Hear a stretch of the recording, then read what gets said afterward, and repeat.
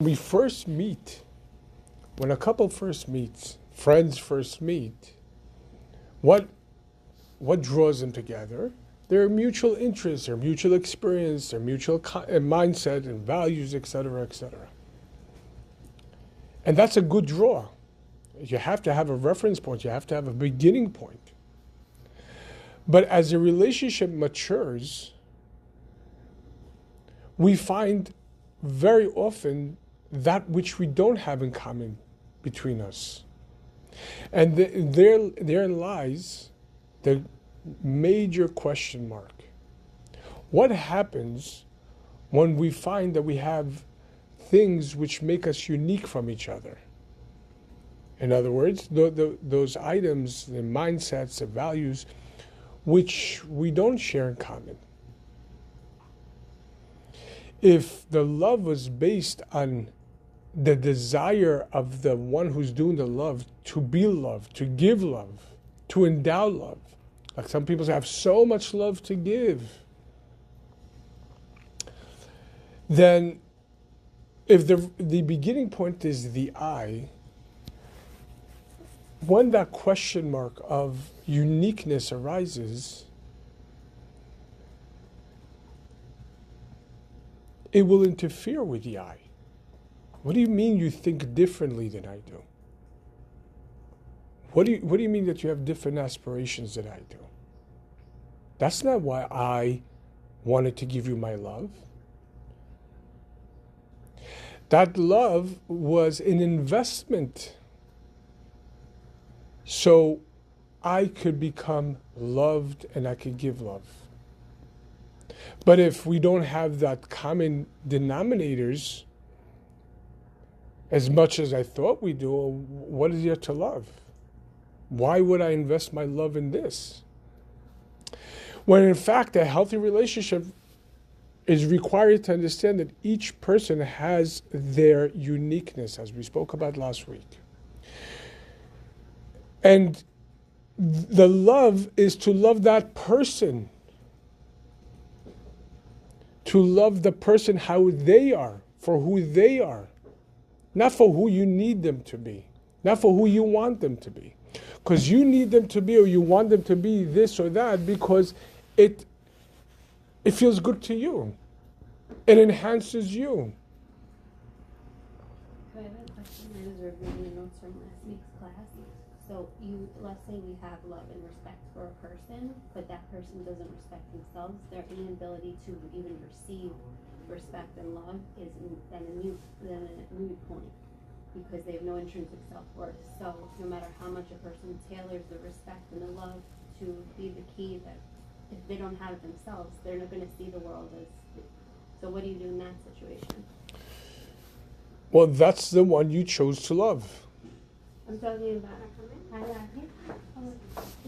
In any. A love is connection. But you don't choose it. You have to do it to everybody.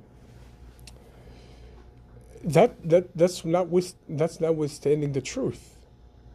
If this is a person that I'm engaging, then I'm engaging the person. I'm not engaging the me in the person. And if this person is lacking that foundational self-esteem, self-worth, this is a person I chose to engage. Knowing or not knowing that they had this or not. So if I'm going to do the loving, what does it mean? I'm going to give. What am I giving? Ahava is Aleph Hevet, as we spoke about last week. One of the meanings of it is I will give. What does this person need me to give him or her? Not what I'm not gaining back from this person. What they're not giving because they have an emotional deficiency or intrinsic self-worth issue and so on and so forth. If this is a person that I chose to connect with, at whatever level that is, then the love, that endowment is I'm endowing this person with what they need. So when you give love, like and you don't expect if he or she get it back to you or not. No, this has nothing to do with that. There has to be a reference point. There has to be a framework that there is a give and receive. Right. Every relationship is based on giving, receiving. more external the relationship, the person gives of themselves, pieces of themselves. Right. The more intimate the relationship, the person has to give themselves over completely. But at the same time, receive from the other person. Not take, not get, not give and get, not give and take, give and receive. What does this person have to give back? So not necessarily the same as you're giving. You know, I was the other day, we had a Farbrengen over here, and I overheard a conversation. It's like somebody says 50-50. It's never 50-50. It's your 100% and their 100%. It's just that your 100% might include other strengths and abilities that their 100% doesn't. So if you're judging their ability to give based on your ability to give, then to you it doesn't seem like they're giving 100%. To you it's like, wait a second, this is imbalance. I'm giving everything. It seems that you're not giving what I... No. They might be giving everything. For example, with parents. Parents in the previous generations, you know, were raised very different than we are. Very different.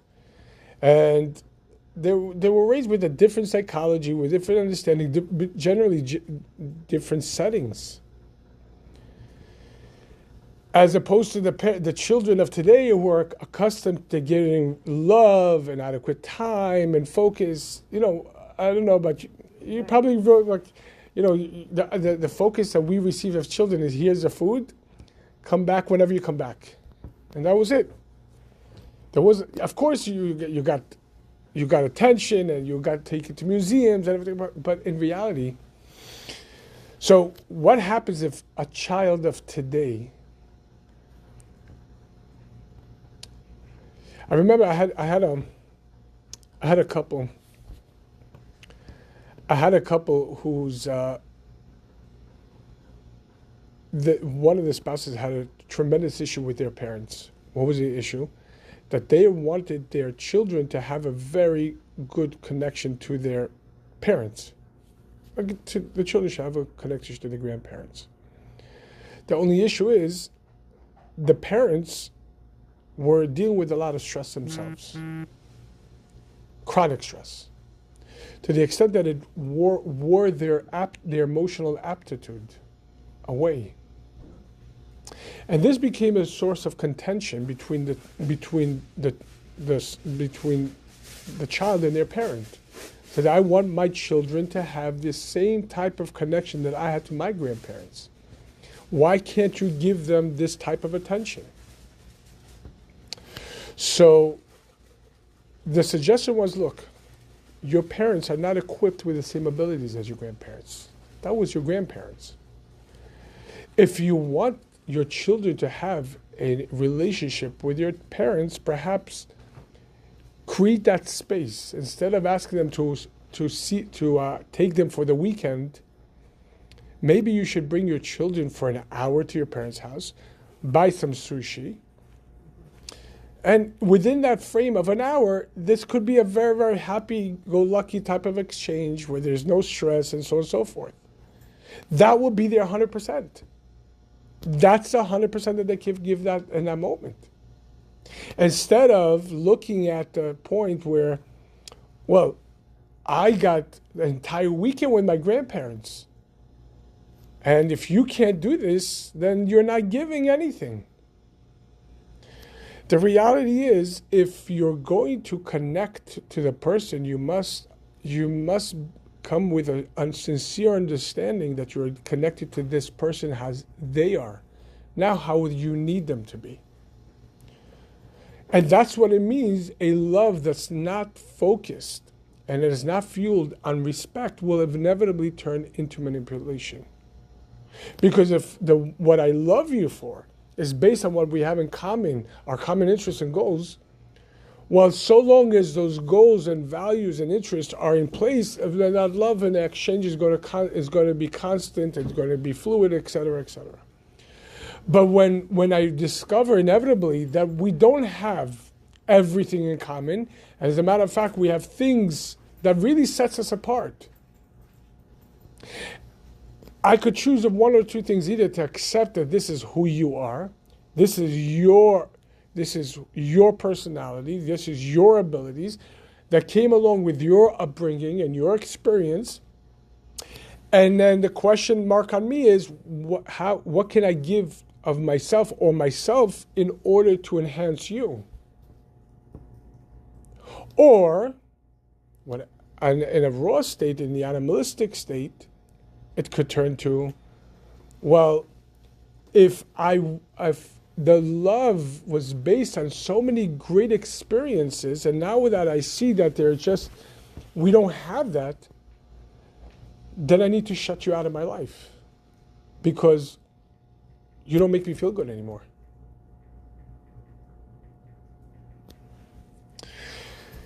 And so the short answer is, intrinsic self-worth needs to be built in the child.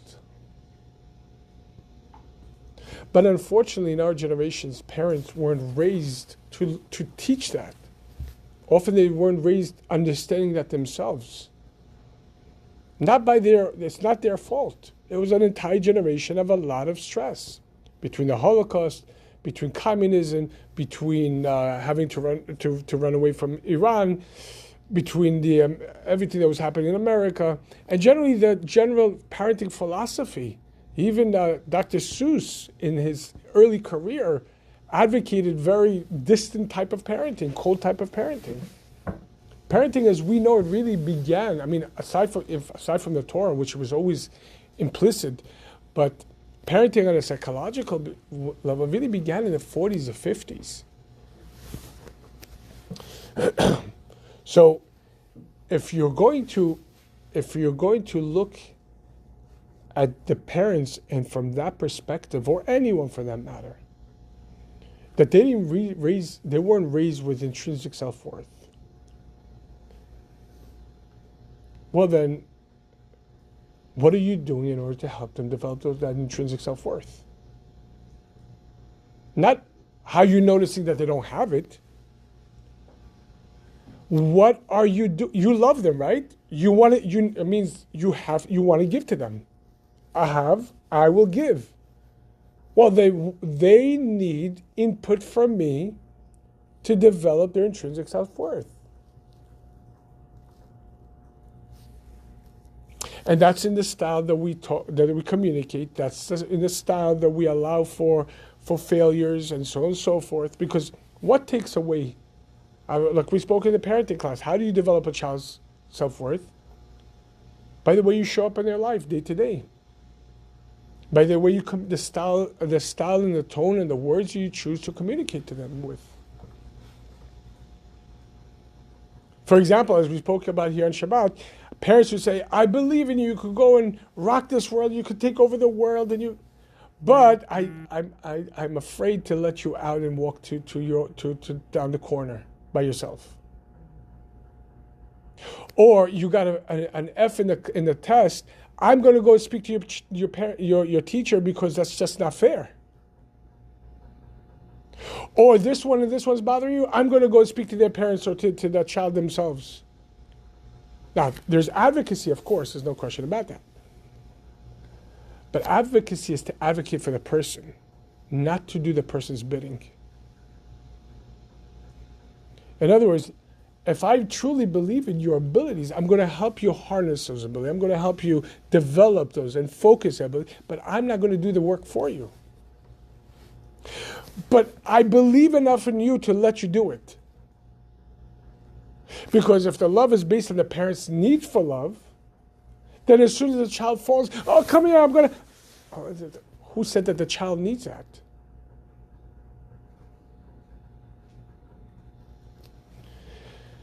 In the same vein, how do we react when the child makes mistakes or the partner makes a mistake?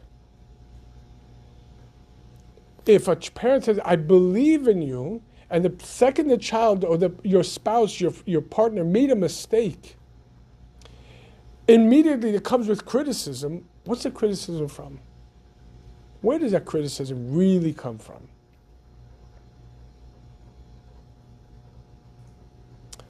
That I want perfection here. And this is broken. And you broke it. But if I want you, and you happen to break, this is a learning moment. What do we learn from this? What do we have to do to adjust ourselves? Our mindset, our communication, whatever it is. If I really say I believe in you, then my aim is to constantly endow you drop by drop with the mindset, with the abilities, with the patience, with the fortitude, that to give you that space to be able to grow. The Midrash tells us, why did Hashem, one of the reasons why Hashem chose Moshe as the leader is because a very telling episode that Moshe had when he was shepherding Yitro's, his father-in-law's sheep. One of Yitro's sheep that Moshe was tending to, that he was shepherding, ran away. Moshe ran after this sheep, only to find that being that it was a smaller sheep, a baby sheep, it went to find smaller pastures. Or it was thirsty. It says Moshe would bring the smaller sheep to the smaller pastures. The bigger sheep to the big. What does that mean? Why is that so important? Because a leader, and everyone's a leader in some capacity in their relationship. One may be leading with emotional intelligence, with the other one with... But everyone's a leader, so you have to endow the big one with everyone with what they need. Where they have capacity for more, you increase more. When they have a capacity for less, you don't force them more on them because it's more convenient for you.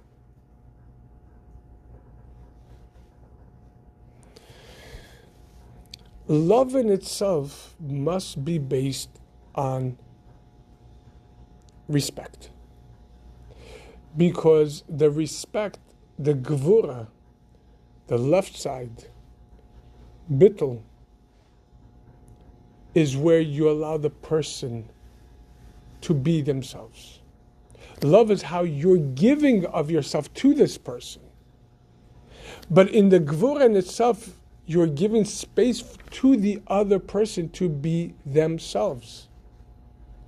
And if you can't give space for the other person to be themselves because it's not aligned with your understanding, then you're not in a relationship with them, you're in a relationship with yourself. So if that person doesn't have the ability, the capacity, currently the ability to have in genuine intrinsic self-worth, there's only one question. What could I do in order to help this person? And often I would suggest looking at the communication tone and words that we use towards this person and around this person. Can you make that person respect you? No. Themselves. Like, in other words, what do you use how do you look at them when you're not getting what you want from them? Because maybe they don't have it inside of them. Do you look at them, failure?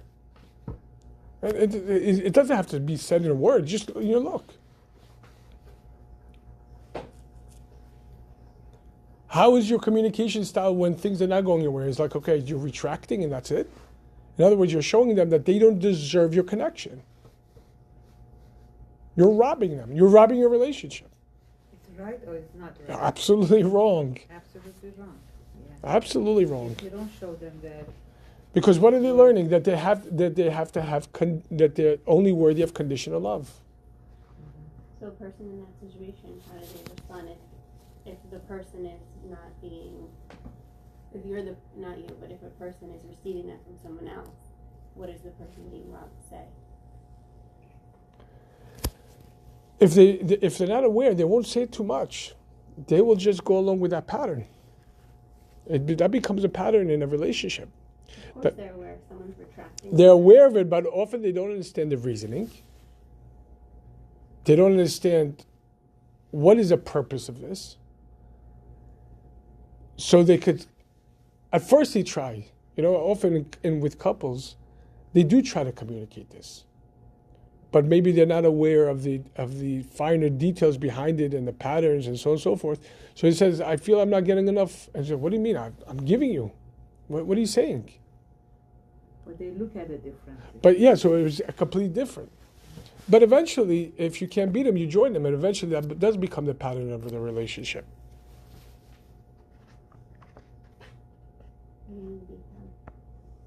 If I can't change this, okay, I'll just become this.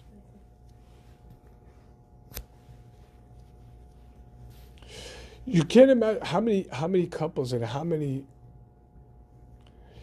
this is unfortunately, this becomes a default setting.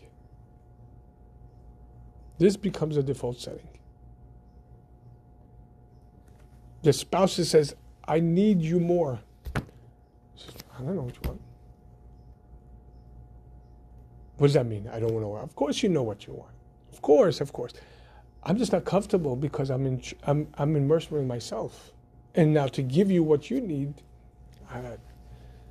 how is that going to help me? The aim is not to help you. The aim is to help the relationship. If this is what a relationship needs, then this is what I'm here for. It's my entire purpose. Unless I want to commandeer the relationship and now I am the relationship, then that's not a relationship. That's manipulation.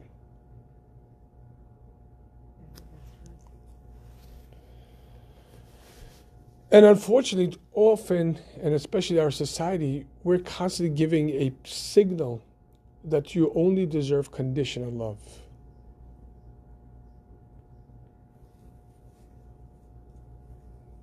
When you give me what you want, when you will become more observant, more this or more that or more this or more, then I will give you that focus.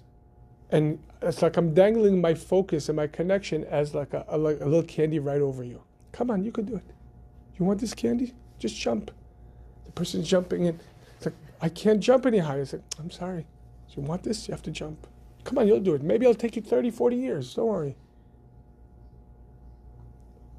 But what happens in the 30 years? You're starving that person. How much time, how long could a person live without oxygen?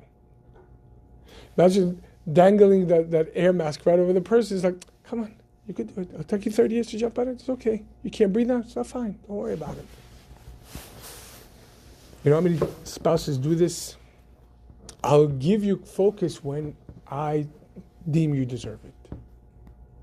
So parents do it. I will give you that attention, those compliments when I feel you deserve it.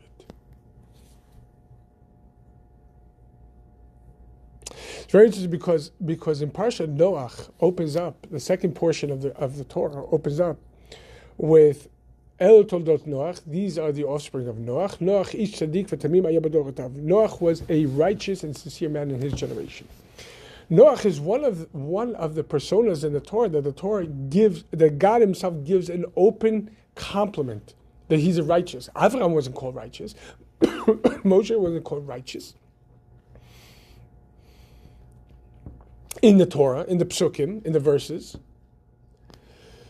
We had a class several years ago about the need for compliments. Why do you compliment someone? On one hand, you're observing a talent, an ability, a strength that this person has, and you want to. But here it's very interesting because our commentator Rashi, one of the foremost commentator to the Torah, immediately brings from a discussion of our sages that when it says he was righteous and sincere in his generation. What's the extra addition of his generation? In his generation, amongst all the wicked people, he was considered righteous and sincere. But had he lived in Avraham only 10 generations later, he would not be considered righteous and sincere. If that's the case, then why does the Torah praise? Then why does Hashem praise him that he is? Our sages explains one of the need for compliments is not just I'm an observant Jew and I observe that you are talented, that you're a big way to go. You did very good today. The concept of a compliment is to show the person how good they are, who they are, how strong they are. Let them know. Not necessarily that this is the overall, but you see this as an ability. Bring it out, because the more you communicate it, the more the person realizes it. And Noach was about to go through a cataclysmic event of global proportion, a flood that was going to destroy humanity, a complete reset of the world. And he had to stand for 120 years to build an ark. And then save himself with his family and with the animals for another year to be secluded, to go into COVID, just be there by themselves with nobody around them. Noach needed to know how good he is. So Hashem tells him, you're a tzaddik. You are sincere. I believe in you. Imagine Hashem would wait for him. Let's see how this plays out. Let's see how your mindset is for the next 120 years, and let's see how it is for the next year after. Let's see how it goes for you. Then we'll let you know. Noach might have not known how good he is, and be able to be strong enough to be able to withstand this. If we wait to the person in our mind deserves our compliments, deserves our attention, deserves our love, deserves our investment, then we might be waiting for the rest of our lives, because you're given no indications of why they even have the ability to do this. That love is not a feeling, it's a verb. It's a movement of alignment, towards alignment. And the movement itself requires me to constantly invest in you. Not to take from you. Not what you're giving me. What am I giving you? How am I helping you discover you? That's a relationship. If you can't have that, you can't have a relationship. So and we're going to speak about this tomorrow, the relationship class, the empathy. Or when a person, and we wrote this last week, when a person says, I don't need this anymore. I'm done. Who is speaking? The animal soul, the ego is speaking. The part that doesn't say, well, what am I gaining from you? What are you doing for me? You're minimizing me. I'm done. But this was ordained by God. You were meant to be here. You're meant to work with this. This is your entire purpose.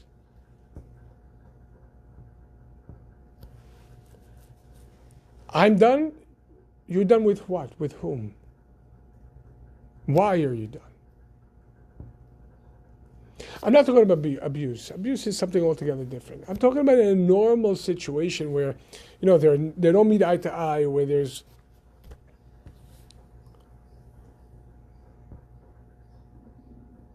that's what you're here for. There was one of our great sages in the Talmud. His wife was very difficult, but every time he went abroad in order for a mission, he would always come back with a present for her. And his son, which was also a great sage, and he's quoted in the Talmud, this discussion is quoted in the Talmud, he says, Dad, why do you constantly bring her presents? She's such a shrew. He says, son, if only a woman was brought into life to save us from sin, she deserves everything. Now, the external means that you don't mess around. But Kabbalah explains hate means deficiency. Deficiency. In other words, if the woman was only given in order to save us from what deficiency, and what's that deficiency?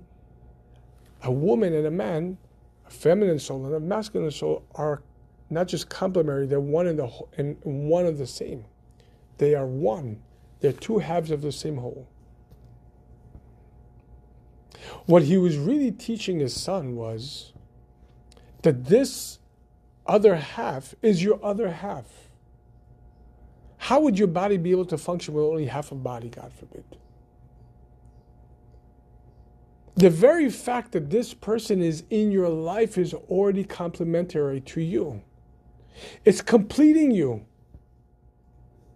Now, they're giving whatever 100% at that moment.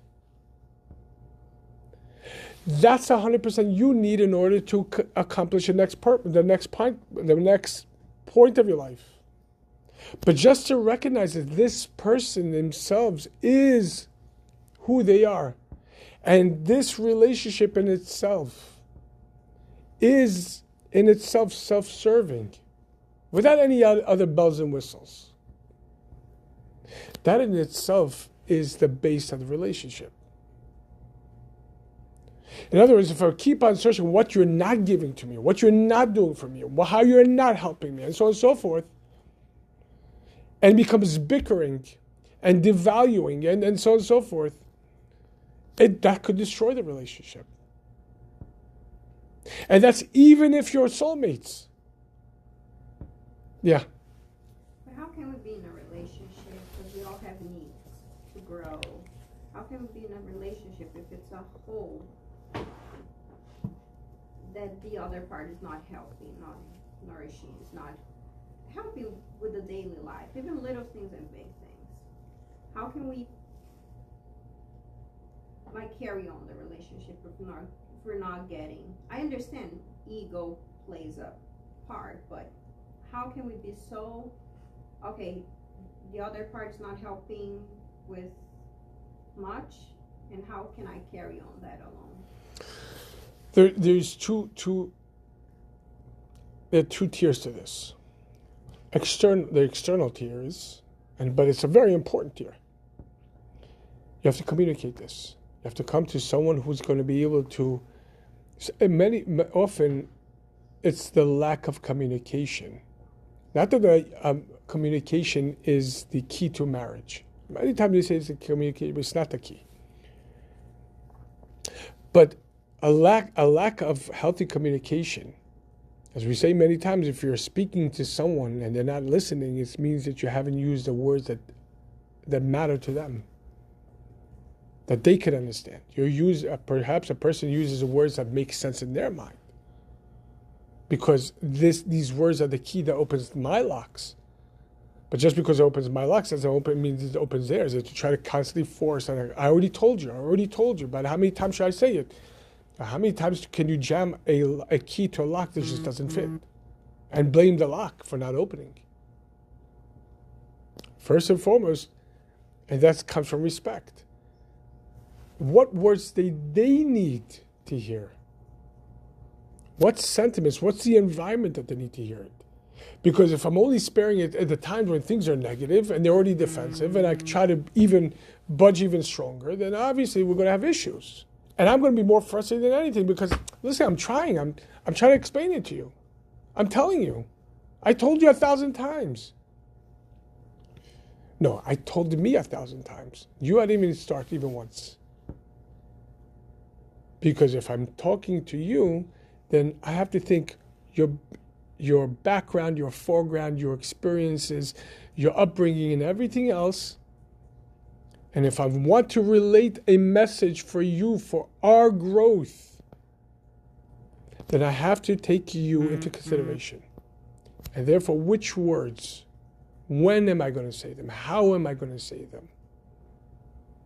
With which, sometimes it's with, sometimes it's when somebody hurts someone, you have to apologize over and over and over. So halacha. So the thing is, it's not the apology like I'm sorry. So one time you say I'm sorry like this, another time maybe you bring a gift, another time you find a different time, a different space, the time, space, and person. But he came to learn what. You're saying it's finished its tikkun now that it came. Anyway,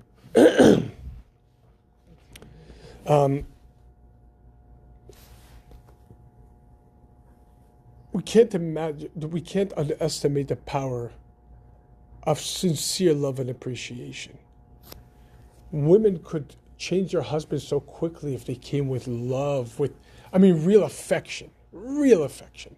I'm not saying, like, I want something from you, but so I'm going to start like, but really, really give you something, because often this is what's missing in their life, what was missing in their life in the first place. In the husband's life. From their childhood. So the more you give them affection based on who they are, not because you need something from them, the more they're open up. And in parenthetically, we know that the Jewish intimate cycle between a husband and wife revolves around her cycle. You have 2 weeks on and 2 weeks off. The 2 weeks off is the gvura part of the relationship, where it's not about what we're gaining, it's what we're purely giving space for each other with respect, with communication, with words, and so on and so forth. But the more we give without any expectation, because often what could happen is, oh, you're giving me now attention because you want something from me. So 2 weeks later, no, I want nothing other than just to give you. Then what happens, when the more communication, the more attention, the more it draws you closer to want to be. Well, the same applies when it comes to giving the other half. Let me give you the attention, not because I need you to do something, or I feel that there's a deficiency in you, just because you deserve it. Very simple. And this is what I signed up for. So people say, I have so much love to give to you. I have so much love to give, but so it's like, imagine you come to a poor person and it's like, I have millions of dollars to give to you, but you didn't earn it yet. So first and foremost, ask yourself, is it being communicated in the proper way? In the words that they understand? At the times that they are receptive to it? At the place in their life that they're ready to listen to it? Could be strategic, but nevertheless, you have to think, if I want them to understand this. Many times we're dealing with someone in a child. And we know, like in a parenting class, we had we spoke about chores, that each child must have chores. From 2-3 years old, you have to give your children chores. But obviously, you're not going to give a 2-year-old the chores to do laundry, fold it up, even though you want them to get there eventually. But if you give that to them now, not only are they going to give it, not going to do it, and if God forbid you're going to be critical of that because you didn't do it, obviously the question is, who's at fault here? Them for not knowing what to do or how to do it, or not have the mental fortitude to even understand that they need to do it? Or you, because you just gave an unfair expectation without developing them at all? Obviously, you want them to become mature human beings, but then that's exactly what you signed up for, to develop them to be there. And often parents unknowingly stymie that in their children by either not giving them the chores in the first place. I don't want my children to struggle like I did. But then who are you doing this for? Not for them. They need it. You're doing it because of your own experience. They need it. The fact that you resented it or wasn't given to you correctly doesn't mean that they don't need it. That's number one. Number two, you're resenting them because of what? Because they haven't reached there yet? So who are you resenting that? Who are you resenting? Them or yourself? You didn't help them reach there yet, so why are you upset with them? So, number one, I would suggest in such a case, communicate it. And if you don't know how to communicate, get a third party to be able to sit and mediate between And that's okay, that's healthy. In order to, here are the issues. And how do we communicate this to each other?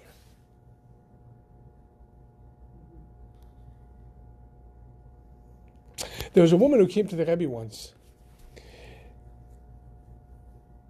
And she said that I'm at a loss with my shalom bayit. I don't know what to do. He's like this and he doesn't listen when I ask. So the Rebbe actually suggested to go to someone who he respects. Because maybe if it's coming from you, he thinks you have an agenda, so maybe you should go to a third party and have the other person relate to him. Because if the aim is to give the message, it doesn't matter if the message is coming from me or for someone else. If this is what he needs. That's on the external level. Again, this external level is absolutely important. But on a deeper level,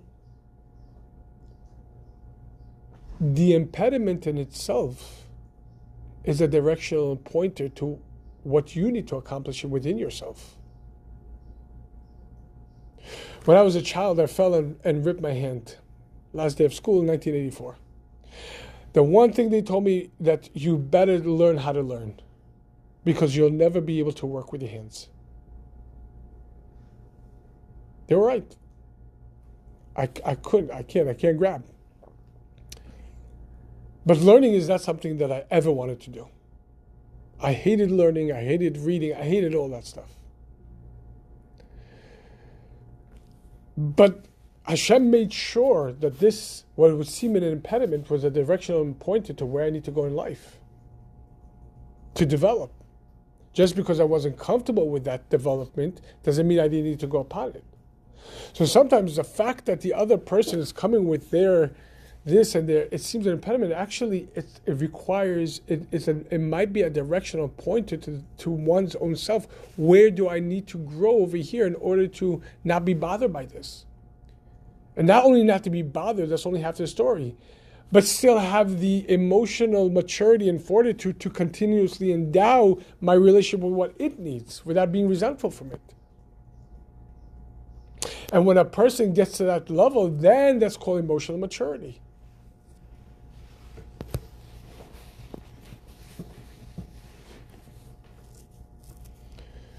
So yeah, I mean, like this is how it is, and this is who we sign up for whatever reason. I mean, this is who we sign up to be in, but whatever reason, Hashem chose that this is going to be the whole. Tell you a story. There was a father, non-Chabad, Lithuanian, whose son became close to Chabad. His son started going to a Chabad house and started learning and came close to Chassidus, to the Rebbe. And one of the things that Chabad, we don't do is we don't shave, because shaving, according to the third Lubavitch Rebbe and other commentaries, is it's very problematic, to put it mildly. The beard represents the 13 attributes of mercy, and draws from the 13 attributes of mercy. Anyway, but in other circles, the beard is like, no, we don't do the beard until a certain age and everything. So the father became very frustrated, and he came to the Chabad rabbi to complain. He says, I appreciate that he's learning, I appreciate all this stuff, but could you convince him to shave his beard? He says, you write to the Rebbe about this. He wrote to the Rebbe.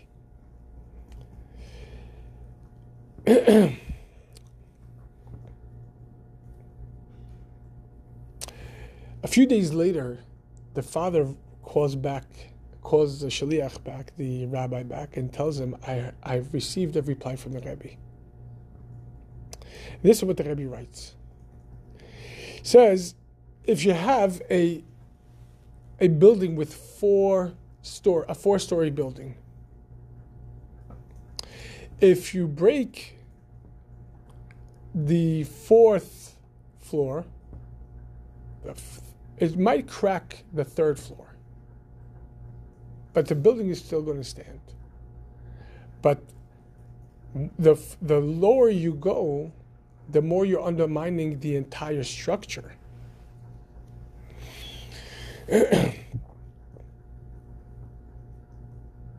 And because if you break the fourth floor, it might weaken all the other floors below it, but it's not going to destroy them. But the Rebbe continues and says, I'm not sure where the beard, and what floor does the beard reside on in your son. To you, it seems like it's like so external. It's a fourth floor. So if he takes it out, so what's the difference to him? I'm just fine without it. Perhaps for him, the beard is on the first floor. And if you're asking him to take it away, you might be undermining your son's entire Judaism. The father listened, and he said to the father told the rabbi, I was so taken aback by the Rebbe's response, I realized the Rebbe loves my son and understands my son more than I love my son and understand my son. In other words, he's not saying, the Rebbe didn't even speak to him about the religiosity, the Kabbalah of the beard. He didn't speak about anything. Just, this is your son's development. If you're going to take that away from him right now, how do you know where this development, which stage of development within this person, within your son?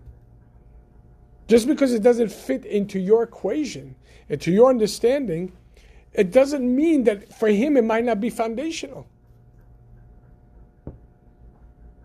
So for somebody to say, this doesn't matter. Come on, you're fine without this.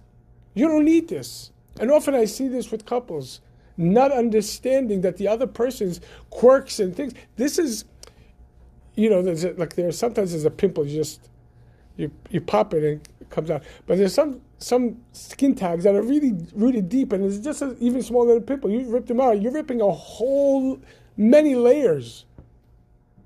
And the repair to that is much longer.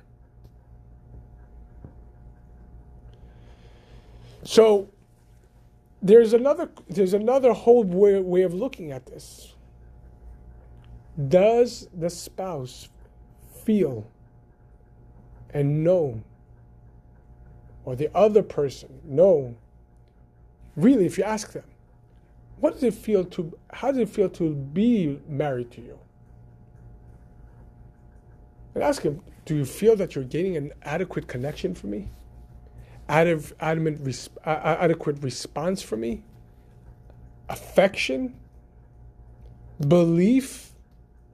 Investment in you and us? Ask him.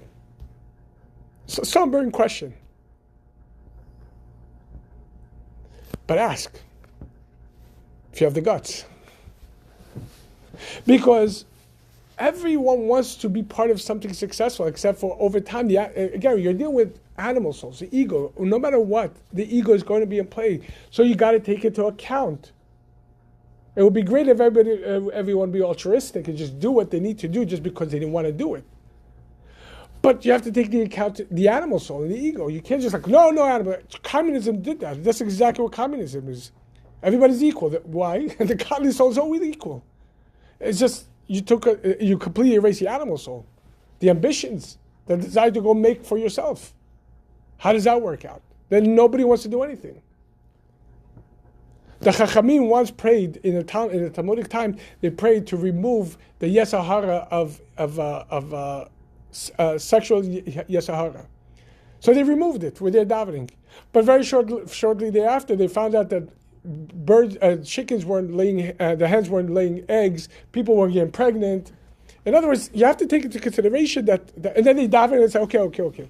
What does it mean? You got to take into consideration that the animal soul is a play.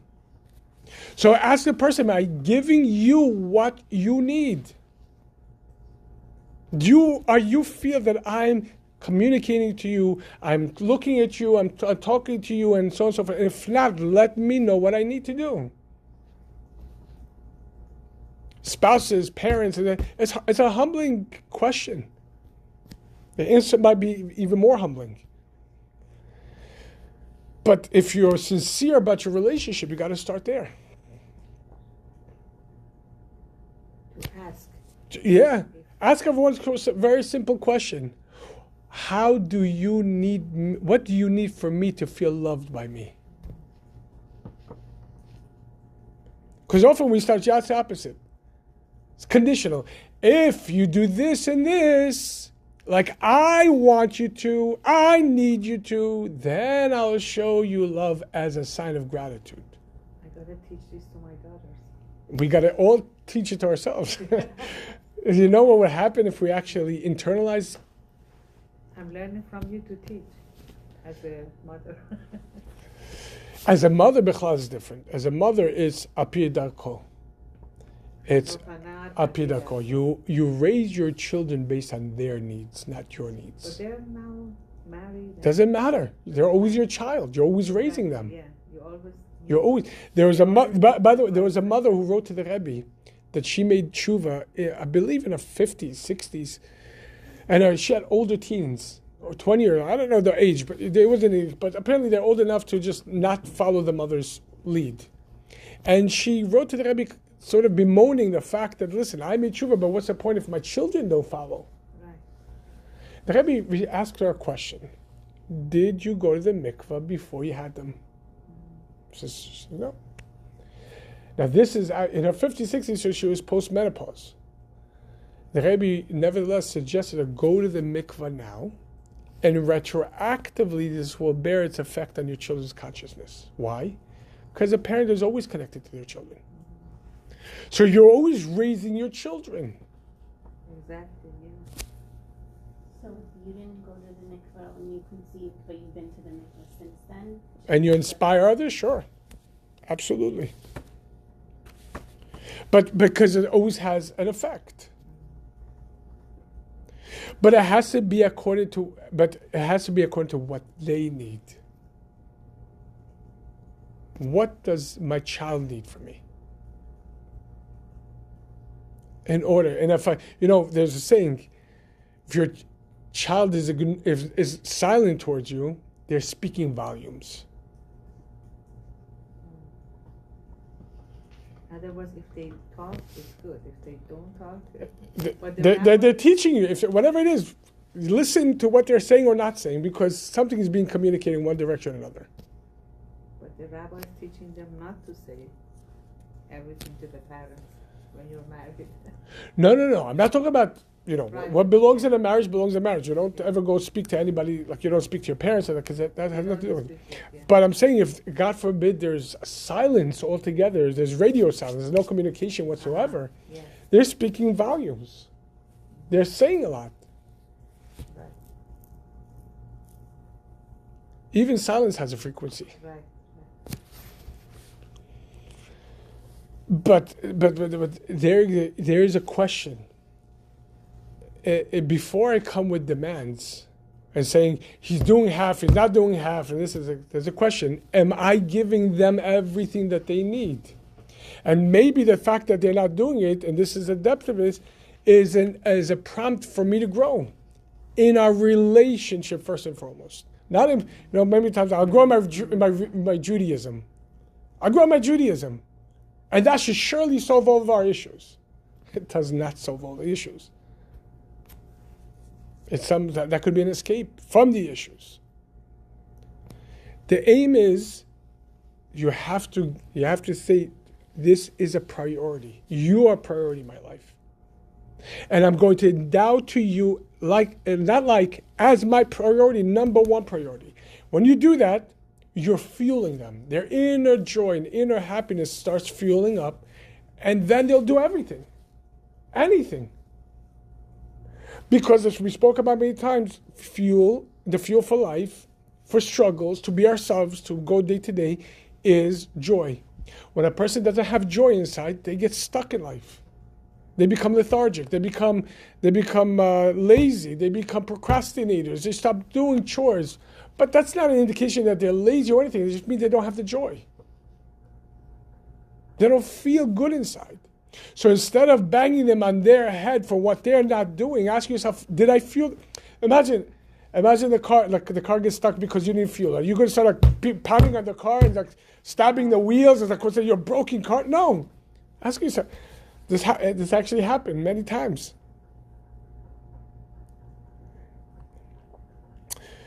It's very interesting. A wife one day comes out of a store. It's an anecdote. A wife comes out of a store, out of a department store, supermarket, with all the groceries, and she's looking for her car. It's not there.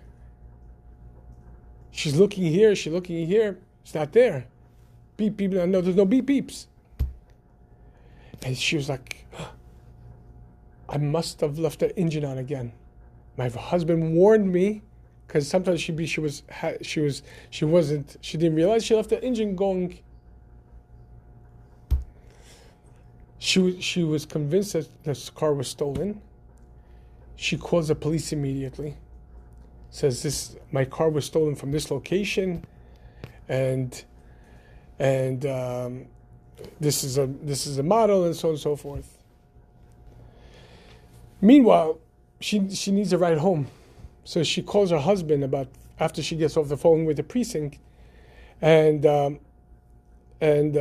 she calls her husband 30, 40 minutes later.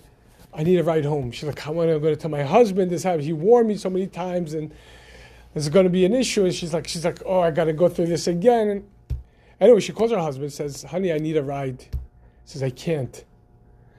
He says, what do you mean you can't? I'm like stuck here, like this and this and this. He says, I was arrested for Grand Theft Auto. I was arrested for stealing our car. So why? This is because the police stopped me and they said I stole the car. So, and she says, and then she remembered she didn't park the car. Her husband dropped her off by the store and told her to call him when she's finished, but she forgot that detail. In other words, it was her lack of understanding that actually got into the situation. Sometimes we just set ourselves up to this. If we're going to love that person, it has to be based on them, based on the relationship. Yeah, my needs are important, no question about it. But in order to negotiate that, in order to be able to bring that, it has to come from the lens of us. We'll continue this tomorrow. Thank you so much.